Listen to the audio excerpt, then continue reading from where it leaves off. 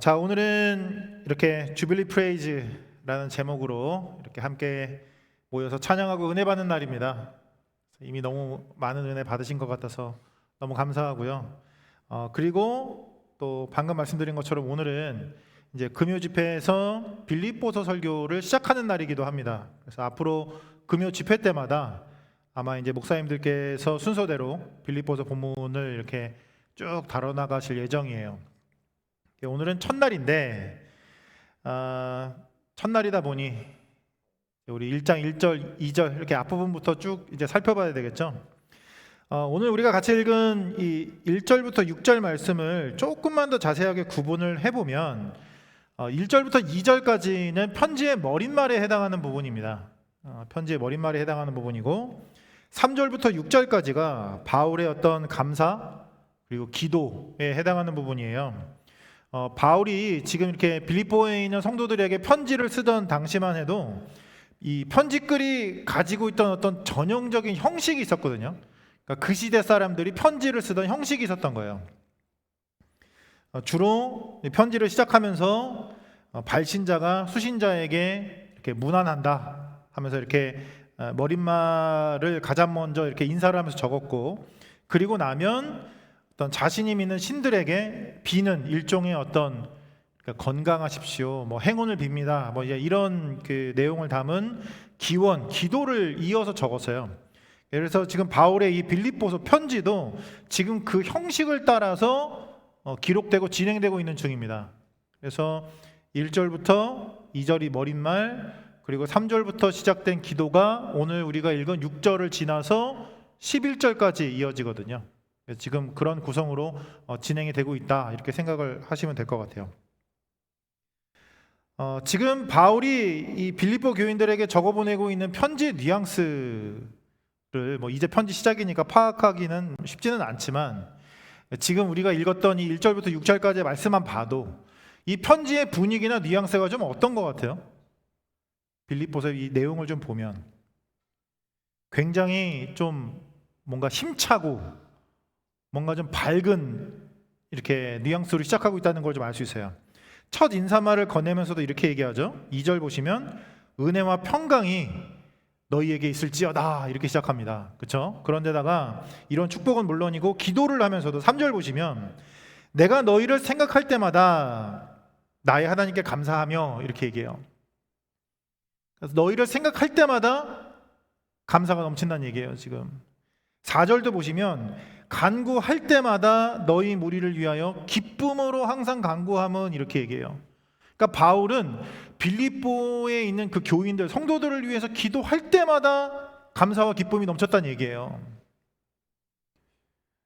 그런데 지금 이 편지를 쓰고 있는 이 바울은 물론이고 이 편지를 받아 읽었을 빌립보 교인들의 처지를 생각해 보면 사실은 이 편지의 뉘앙스나 분위기가 그렇게 쉽게 다가오지는 않습니다. 사실 그렇게 밝고 힘차게 쓸 수 있는, 그렇게 편지를 주고받을 수 있는 상황이 아니거든요. 피차에. 무엇보다 바울은요, 지금 감옥에 갇혀 있는 상황이에요. 감옥에 갇힌 상태에서 편지를 쓰는 거거든요. 그래서 뭐 성경을 이렇게 연구하는 분들은 그 바울이 갇혀 있던 감옥이 그렇게 극단적이지는 않았다, 이렇게 얘기해요. 그렇게 극단적인 감옥은 아니었고, 요즘 말로 하면 이렇게 가택연금 이런 느낌이었대요. 집에 이렇게 갇혀 있는. 그래서 이렇게 편지도 쓸 수 있고 복음도 전할 수 있고 이런 상황이었던 거죠. 그런데 감옥은 어쨌든 감옥이에요. 바울은 지금 붙잡혀 있는 상황이거든요. 자유가 없는 상황이에요. 그래서 갇혀 있는 그 상황 때문에 바울에 대한 어떤 외부의 의심이나 비판도 굉장히 많았거든요. 이 당시에. 그러니까 바울이 과연 사도냐라는 의심부터 시작해서, 아니 도대체 감옥에 갇혀 있는 그 사람의 말을 우리가 어느 정도 신뢰할 수 있느냐에 대한 그런 공격과 비판이 굉장히 많았어요.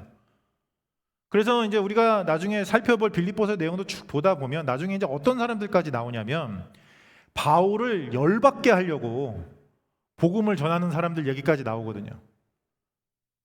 감옥에 갇혀 있으니까 우리는 이렇게 밖에서 복음 전하고 있지롱 하면서 바울이 열받게 했다는 거예요. 그러니까 이런 사람들이 있을 정도로 지금 바울의 상황이 좋지가 않았어요. 게다가 지금 자신에 대한 판결이 어떻게 나올지 전혀 예측할 수 없는 상황이었습니다.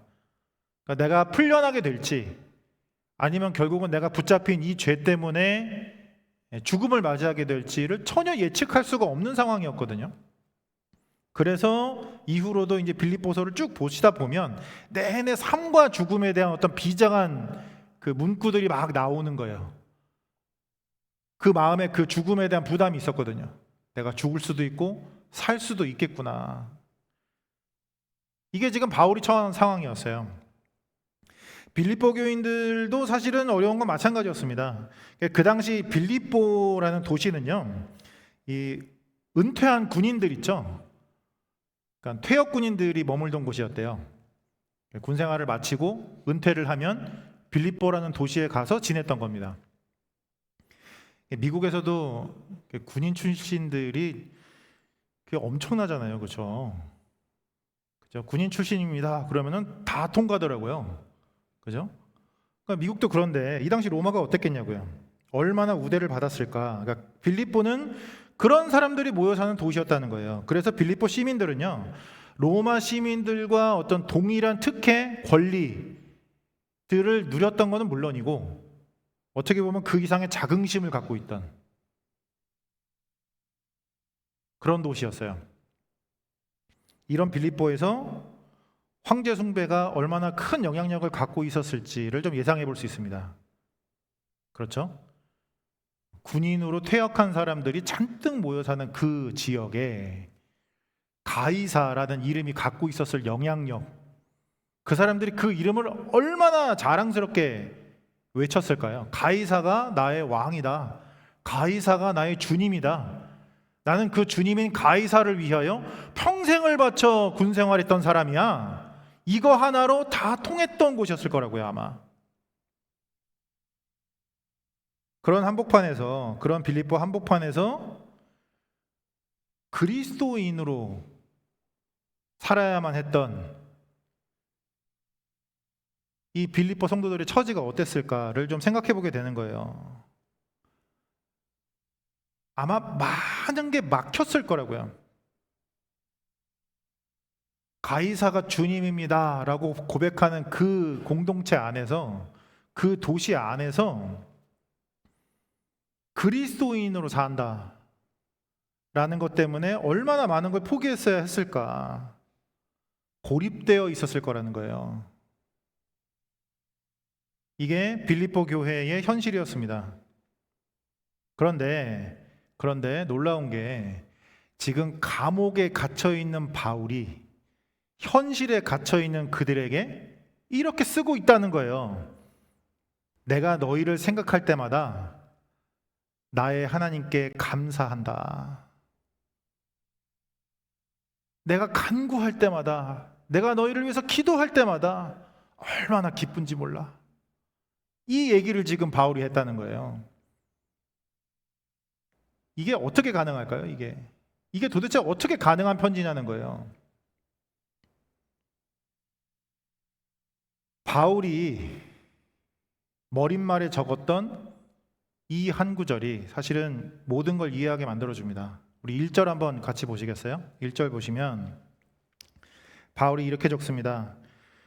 그리스도 예수의 종 바울과 디모데는 그리스도 예수 안에서 빌립보에 사는 모든 성도와 또한 감독들과 집사들에게 편지하노니, 이렇게 적죠. 그렇죠?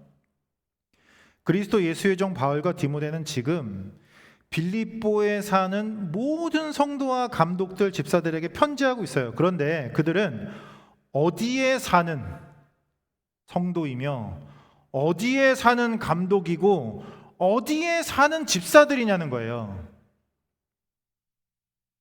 단순히 빌립보가 아니라 그리스도 예수 안에서, 그리스도 예수 안에서 빌립보에 사는 성도이고, 그리스도 예수 안에서 빌립보에 사는 감독이고, 그리스도 예수 안에서 빌립보에 사는 집사들인 거예요.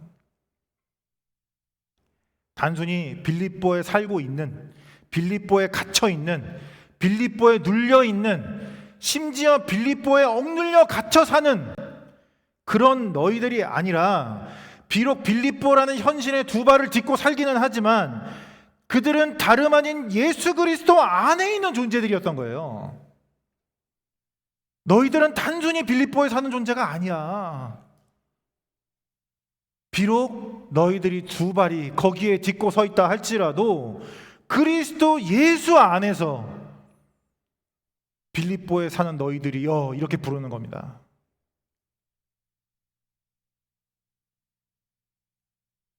이 진리 하나 때문에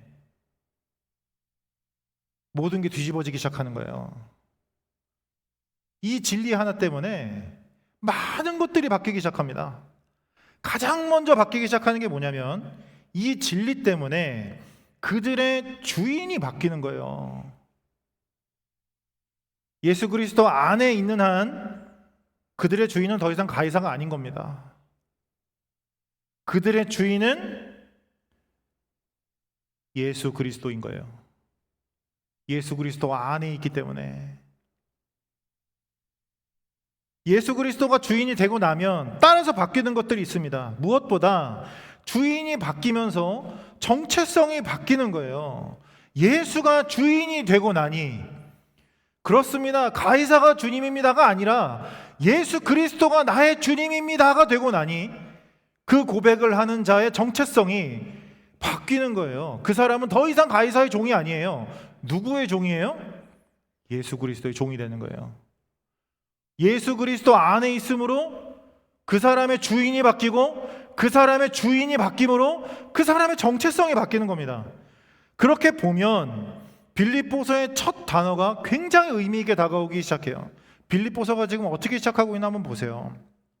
그리스도 예수의 종 바울과 디모데는, 이렇게 시작합니다. 그 당시에 거의 모든 사람들이 서로 편지를 주고받으면서 자신을 과장하고 자신을 부풀리고 자신을 자랑하기 바쁜 시대였어요. 이 시대 사람들이 편지를 썼거든요. 아까 말씀드린 것처럼 항상 첫머리는 자기에 대한 과시였어요.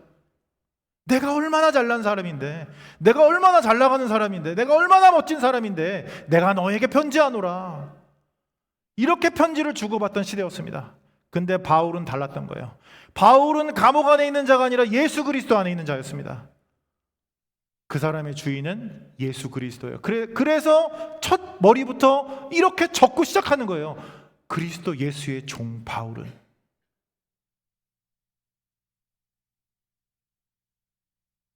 오히려 나는 그리스도 예수의 종이야, 이렇게 고백하게 되는 거죠.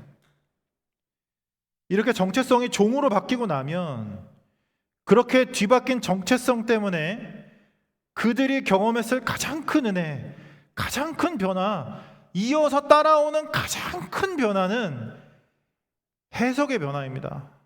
해석이 바뀌게 되는 거예요. 그들이 처해 있는 모든 현실과 상황에 대한 해석이 그들의 정체성과 함께 완전히 뒤집어졌을 겁니다. 그들의 주인은 가이사처럼 모든 걸 짓밟고 올라서서 자신의 승리를 강요하는 그런 주인이 아니었거든요. 예수가 나의 주인입니다 라고 고백하는 순간 그들의 주인은 가이사와 같지 않았어요. 그들의 주인인 예수 그리스도는 오히려 십자가까지 짓밟혀서 하나님으로부터 진정한 승리를 얻어내는 그런 주인이었습니다. 일시적인 굴림으로 자신을 포장하거나 자신을 과시하는 그런 왕이 아니라 십자가의 죽음으로 오히려 사망까지 이기시고 하늘까지 높아지셔서 온 천지 만물을 영원히 다스릴 왕, 그 예수 그리스도가 자신의 왕이었거든요. 그리고 그 왕은 자신의 종들에게 이렇게 요청하는 왕이신 거예요.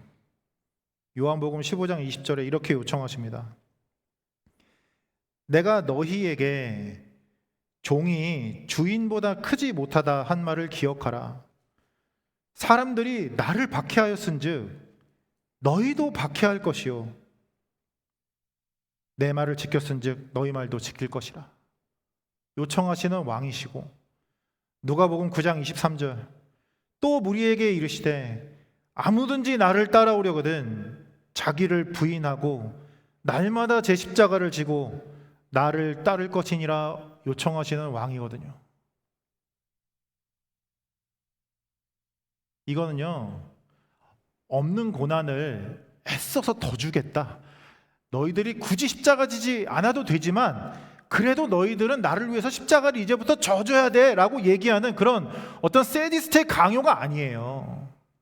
오히려 빌립보라는 현실에 발을 딛고 살아야 하기 때문에 그 한복판에서 받아낼 수밖에 없는, 내 발이 거기에 붙어 있기 때문에 빌립보에서 사는 한 도저히 벗어날 수 없는 그 고난과 그 아픔을 십자가로 바꿔주시겠다라는 선포거든요.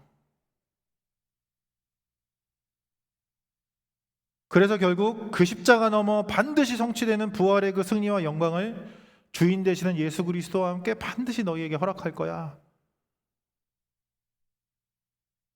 라고 말씀해 주시는 약속입니다. 그러면 바울이 감옥에서 경험해야만 하는 그 고난의 의미가 생기거든요. 오히려 반드시 필요한 게 됩니다. 부활의 승리와 영광은 십자가를 넘어야 오거든요. 바울에게는 그 확신이 있었던 거예요. 바울에게는 그 확신이 있었기 때문에 감옥에서도 이 편지를 쓴 거예요. 나는 참 감사해. 나는 참 기쁘다.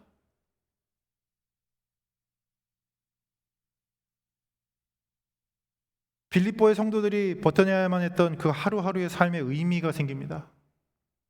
빌립보의 성도들은 그냥 고립된 게 아니거든요. 그냥 고난받는 게 아니거든요. 오히려 그것 때문에 그들은 확신했을 것입니다.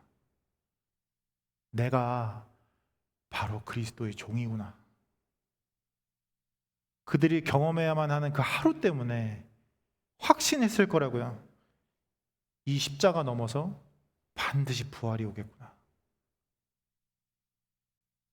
그게 바울과 빌립보의 교인들이 예수 안에서 누린 은혜였습니다.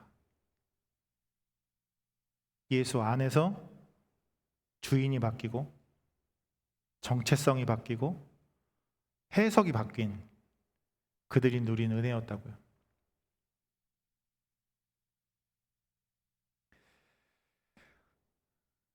오늘 이 설교를 준비하면서 나름 이렇게 긴 시간 말씀 앞에 머물러 있었습니다. 바울이 빌립보 교인들에게 이렇게 전했을 어떤 감사와 기쁨, 이런 거에 대해서 이제 나눠야 되는데 지금도 이제 그 얘기를 하고 있잖아요. 그 감사와 기쁨을 전해야 하는데 나에게 과연 그 감사가 있는가? 그러니까 나에게 과연 그 기쁨이 있는가? 라는 질문 앞에서 정말 오랜 시간을 보내야만 했습니다. 그러니까 제 자신이 너무 사실은 이렇게 작게 느껴지는 거예요.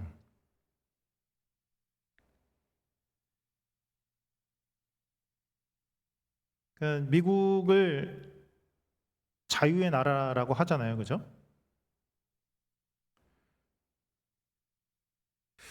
저랑은 좀 거리가 먼 것 같아요.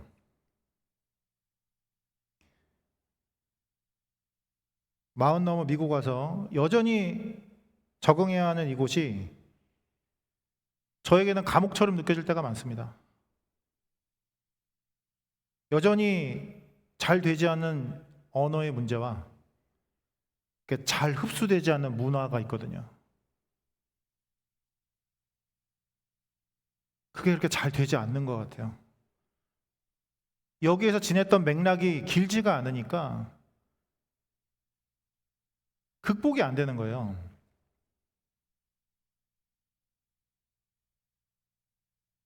이런 그 높은 벽 안에, 감옥 안에 사는 느낌이란 말이에요. 이런 현실을 덮어두고 저는 실제로 그런 마음을 가지고 있는데, 그럼에도 불구하고 제가 여기에 서서 여러분 감사하십시오, 여러분 기뻐하십시오 한들 그거는 거짓말 같았어요. 게다가 이 메시지를 들어야 하는 여러분들 이렇게 얼굴 한 명 한 명 떠올랐습니다. 제가 이렇게 떠올렸던 얼굴들이 거의 대부분 계시네요. 안 계시는 분도 계시는 것 같고. 오늘 하루 잘 지내셨어요? 요즘 사는 것 좀 어떠세요?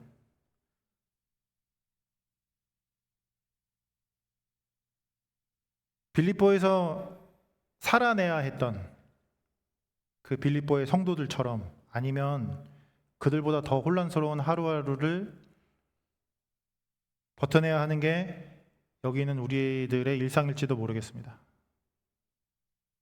정말 정신없이 살아가게 되거든요. 쉽지가 않다고요. 그런 여러분들의 얼굴이 막 어른어른 하는데 제가 그 앞에 서서 여러분 감사하십시오, 여러분 기뻐하십시오, 이 아무리 소리를 지른들 그게 정말 가슴에 닿을 수 있을까?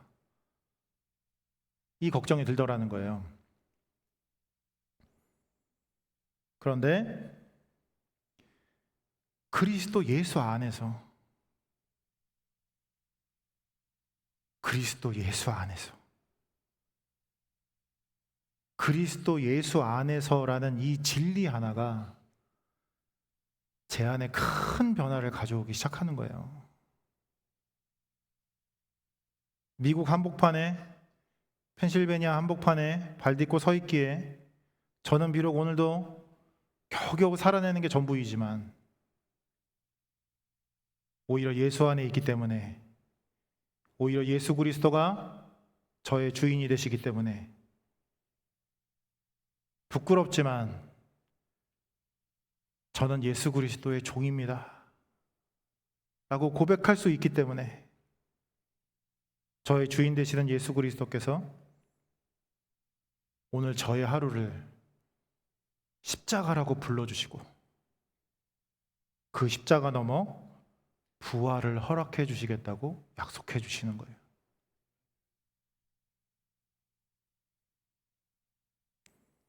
그렇게 제 하루에 의미가 생기고 사명이 생기고 소망이 생기기 시작하는 겁니다. 그리고 그리스도 예수 안에서의 이 진리가 여기에 있는 우리 모두 안에서 동일한 변화와 기적을 일으킬 수 있기를 소망하게 됐어요. 이 은혜가 여기 계신 우리 모두의 것이 되었으면 좋겠다. 우리는 단순히 미국에 사는 사람들이 아닙니다. 여러분, 우리는 단순히 미국에 사는 사람들이 아니에요. 우리는 단순히 펜실베니아 필라델피아에 사는 사람들이 아닙니다. 우리의 주인은 그들이 아니에요. 우리는 예수 그리스도 안에 있는 자들입니다. 우리의 주인은 오로지 예수 그리스도뿐입니다. 오로지 예수 그리스도만이 우리의 주인이 되십니다. 그렇기 때문에 오늘도 우리가 살아내야 하는 지지부진한 하루에 의미가 있다는 거예요. 그분이 나의 주인이시기 때문에. 그렇기 때문에 사명이 있고, 그렇기 때문에 소망이 있습니다. 이 하루 넘어서 또 하루 넘어서 반드시 하나님께서 우리의 십자가를 통해 여기에 있는 우리 모두에게 부활의 승리와 영광을 허락해 주실 줄 믿습니다. 그러기에 오늘 이렇게 함께 있는 우리 모두에게 이렇게 편지하고 싶습니다. 그리스도 예수의 종 최영환은 그리스도 예수 안에서 펜실베니아에 사는 모든 성도에게 편지하노니 하나님 우리 아버지와 주 예수 그리스도로부터 은혜와 평강이 우리 모두에게 있을지어다. 내가 우리를 생각할 때마다 나의 하나님께 감사하며 간구할 때마다 우리를 위하여 기쁨으로 항상 간구하노라. 이 기도가 여기에는 우리 모두의 기도가 되기를 진심으로 소망합니다.